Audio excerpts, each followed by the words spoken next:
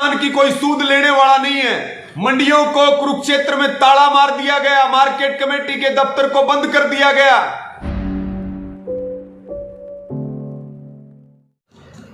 साथियों, आपको ध्यान है, जब आज से 15 महीने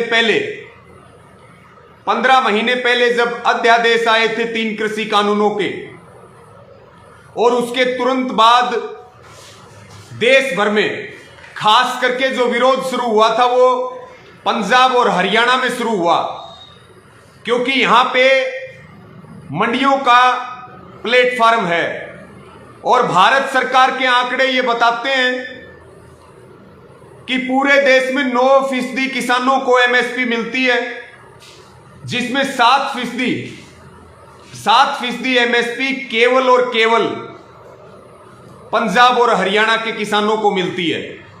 जब अध्यादेश आगे और सरकार जोर जबरदस्ती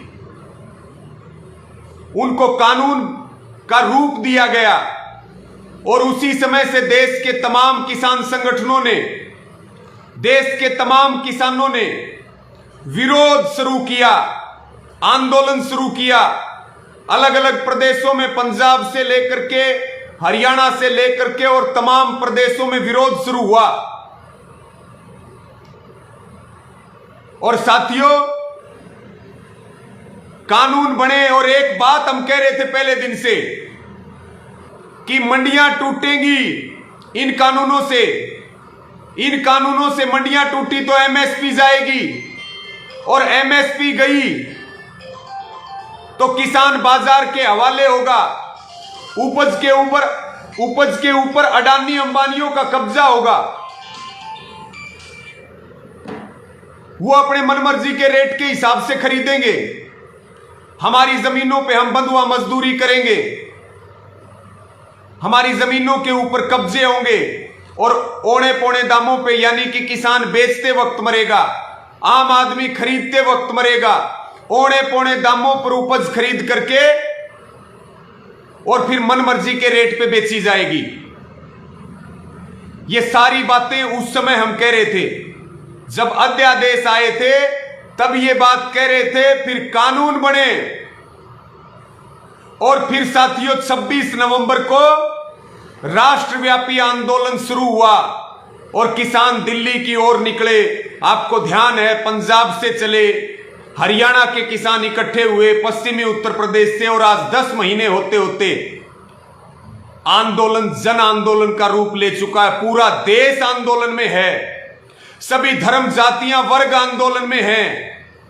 और अब यह आंदोलन 3 कृषि कानूनों का नहीं, अब यह आंदोलन केवल एमएसपी के कानून का नहीं, अब यह आंदोलन देश के स्वाभिमान का है, किसान के सम्मान का है। साथियों, तमाम ऐसी चीजें हुई। जब हमने कहा कि मंडियां टूटेंगी, तब बीजेपी के लोगों ने कहा कि मंडियां थी, है और रहेंगी। जब हमने कहा कि एमएसपी जाएगा, तब इन्होंने कहा कि एमएसपी था, है और रहेगा। किसान का एक एक दाना खरीदा जाएगा। तब साथियों, जो बात हम पहले दिन से अध्यादेश के समय कह रहे थे, जो बात कानून लागू होने, कानून बनने के बाद कह रहे थे, और अभी कानून सुप्रीम कोर्ट ने 1.5 साल के लिए होल्ड पे कर रखे हैं 3 कृषि कानून, और जो बात हम आज कह रहे हैं वो बात अनेक मौकों पे, चाहे वो एनएसओ की रिपोर्ट हो, चाहे साथियों वो उत्तर प्रदेश सरकार की स्टेटमेंट की बात हो, या हरियाणा में, पंजाब में तमाम ऐसी चीजें हुई जहां से यह सिद्ध हुआ कि हां, संयुक्त किसान मोर्चा सही कह रहा है, आंदोलन करने वाले लोग सही बात कर रहे हैं, और हमारी बात के ऊपर मोहर लगाने का काम किया। अब साथियों, मैं आपको एक एक स्टेप वाइज आपको मैं लेकर के जाता हूं, और आज ये बात पूरी तरह से सिद्ध हो चुकी है कि ये बीजेपी, खास करके पंजाब में विपक्ष की सरकार है, लेकिन अगर हम हरियाणा की बात करें तो जो हमारी एपीएमसी की मंडियां हैं, एपीएमसी की मंडियां सरकार तोड़ना चाहती है। ये बात हम पहले, क्योंकि बाकी जब टोटल 9% एमएसपी मिलता है और उसमें से 7% केवल हरियाणा पंजाब वालों को मिलता है, इसीलिए आंदोलन यहां से तेजी पकड़ता है, शुरू होता है। तो अब नजरें हैं कि हरियाणा की सभी मंडियों को तोड़ा जाए, हरियाणा के एपीएमसी मंडियों का प्लेटफॉर्म खत्म किया जाए, यहां के किसान को बाजार के हवाले किया जाए, उसकी लूटपाट शुरू हो। और साथियों, ये सारा खेल शुरू होता है और 3 ऐसी चीजें होती हैं। आप देखिए, अब की बार सीजन में जब गेहूं की खरीद हो रही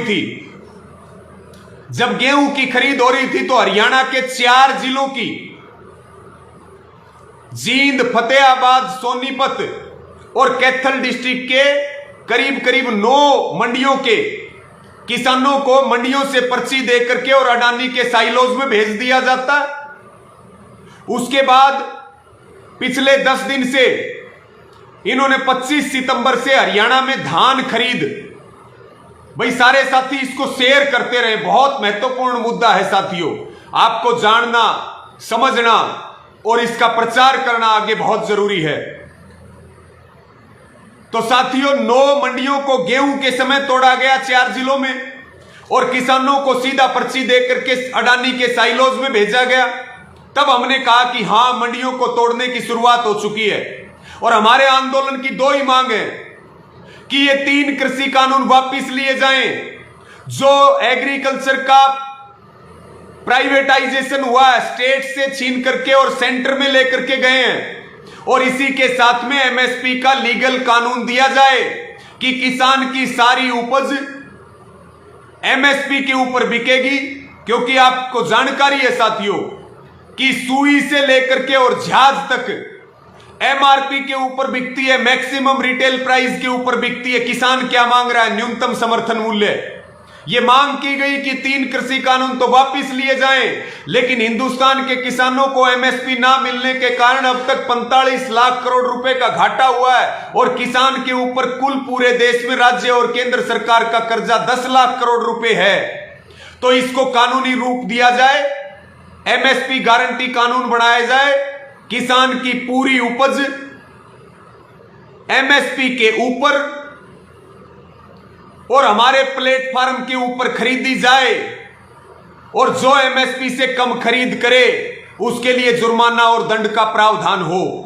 लेकिन सरकार निकल गई बीच में 3 कानून बना करके, मंडी से छुटकारा, मार्केट कमेटी से छुटकारा और कॉरपोरेट और किसान, ताकि किसान की खुली लूट कॉरपोरेट कर सके। इन्होंने 3 कृषि कानूनों के माध्यम से कहा कि हम आपकी खरीद आपके दरवाजे पे करेंगे, आपको मंडियों में आने की जरूरत नहीं है, तमाम जुमले। तो साथियों, इसलिए हमने मांग की कि एमएसपी का कानून मिले और इसीलिए आज तक लड़ाई जारी है और कृषि का क्षेत्र सरकारी रहे, हमारी जमीनों के ऊपर अडानी अंबानियों के कब्जे ना हो, भूख का व्यापार ना हो, अनाज को तिजोरी में बंद ना किया जाए। इसके लिए 3 कृषि कानूनों की वापसी हो। साथ साथ में शेयर करते रहे। तो साथियों, एक मौका तो आया गेहूं खरीद में, जब इन्होंने 9 मंडियों को खत्म किया। अभी इन्होंने कहा कि धान की खरीद हम 25 सितंबर से करेंगे। हमारे तमाम कुरुक्षेत्र में, अंबाला में, यमुनानगर में पिछले 10 दिनों से किसान जो है वो मंडियों में डेरा डाल करके बैठा है। खरीद का शेड्यूल जारी हो चुका है, लेकिन सरकार खरीद की पॉलिसी नहीं दे रही। क्योंकि इनको मंडियों को बदनाम करना है और फिर मंडियों को बंद करना है साथियों।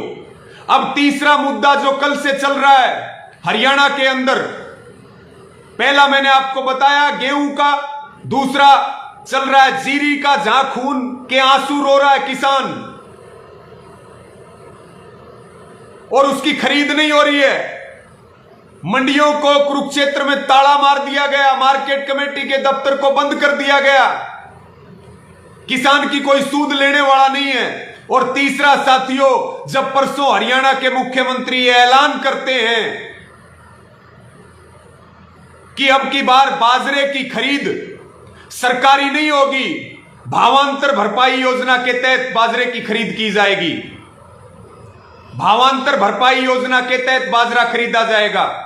पहले आप पंजीकरण करवाते हैं, आपने कहा धान मत उगाइए, हम आपको अलाउंस देंगे, मक्का उगाइए, कितनों को दिए। अभी आपने कहा धान मत उगाइए, किसानों ने बाजरा उगाना शुरू किया, आपने चक्कर कटवाए। एक किसान को मेरी फसल मेरा ब्यौरा पोर्टल पे रजिस्ट्रेशन कराने के लिए पटवारियों के चक्कर काटने पड़ते हैं, दफ्तरों के चक्कर काटने पड़ते हैं,